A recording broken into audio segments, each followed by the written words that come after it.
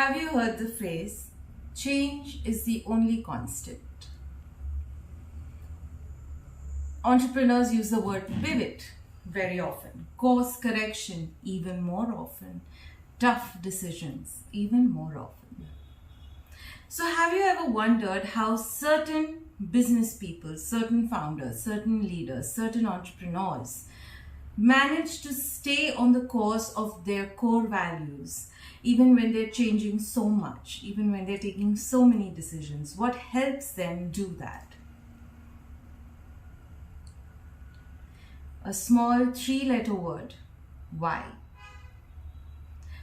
I have also put in a video of Simon Sinek explaining the importance of why for leaders. But as entrepreneurs, understanding the why also helps you stay attuned to your emotional requirements. There will be times when you will ask yourself, why am I continuing to do this? And if it is not the same as the answer to your question, why did I start doing this in the first place? Then probably some things will need to change. As entrepreneurs, a lot of tough decisions have to be made a lot of times. So how are you going to know whether that tough decision is the right decision because it was quite tough to take? It has to be attuned to your why. It has to be aligned with your values. Your inherent values will be the reason why you continue to do something, or you start doing something, or you stop doing something.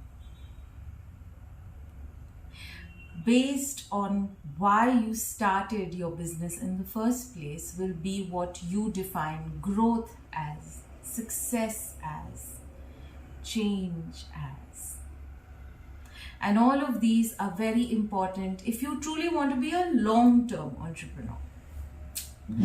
We live in a world where serial entrepreneur is a normal thing, and I get it, and everyone wants to be funded. But the core role of an entrepreneur is to find something worth doing, find more people who find it worth doing, and do it successfully for a considerable amount of time. Whether it's worth doing or not, the answer to that question is in your why. As we learned in maths in school, is we were always learning how to find X. I ask you to find the why, because that in this case is very important. Entrepreneurship is a fairly long journey, and sometimes it can get lonely. Often it gets stressful. It can be a burden on you. It can sometimes end up being a considerable emotional burden on your loved ones. How then do you define whether this is worth doing? Because the ones that you love are also important. How do you make that key distinction? That key distinction is in your why. If it is still sufficing to the answer of why you started doing it in the first place, like, why did you start doing business? Because doing this makes me happy. Or I started doing business because I wanted to make money. Okay, why do you want to make money only like this? Today, let me be very honest, there is no loss of joy in having a 9-to-5. If your aim at being an entrepreneur is just to make money, then you can probably do it in a less stressful way in a job, because it is a very, very heavy throne as an entrepreneur.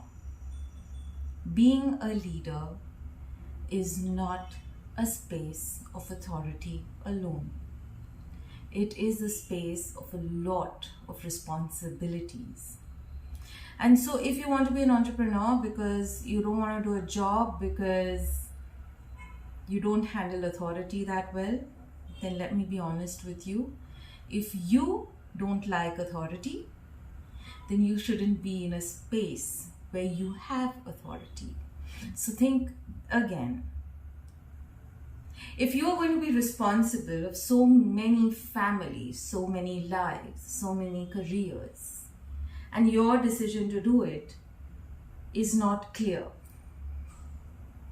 your reasons are not substantial to you, then you need to rethink the whole game.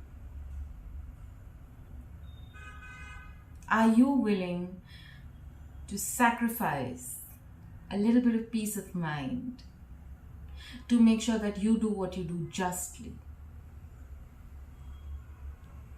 to do it right?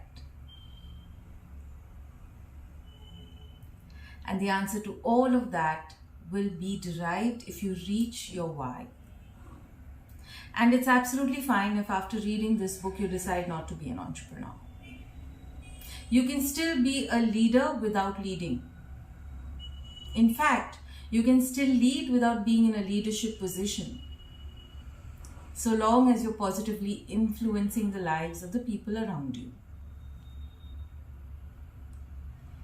So at this point, at this juncture, I would ask you to reevaluate and reflect. This is not there written in the book anywhere, because it's not supposed to be there. Because this is for those who truly want to be the best versions of the entrepreneurs that they are. And so give it a thought. And I hope that whatever decision that you make stems out of a very positive place,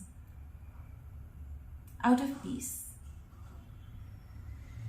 And any answer is valid. If you say that entrepreneurship is my only way of making money, that's how I started. That's truly how I started. I had to make money, and the only option that I had was starting my own business. And the beauty of it is that being very aware of that, constantly being aware of the fact that this is for this reason, helped me make core decisions that ensure that I'm peaceful, stress-free, happy, and thoroughly enjoying what I'm doing. There is no excuse for being miserable 80% of your day. There's no excuse for that. Your work is supposed to make you happy. And that happiness can be found very easily if you know why you're doing what you're doing.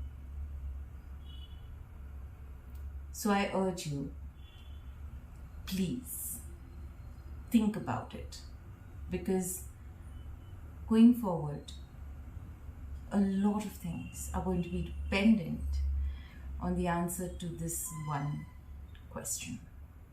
Whether you admit it or not, the answer to this question is going to be reflected in a lot of your decisions, one way or another. So it's always better to be aware of it. It's always better to identify it, accept it, and imbibe it. I will see you again. All the best.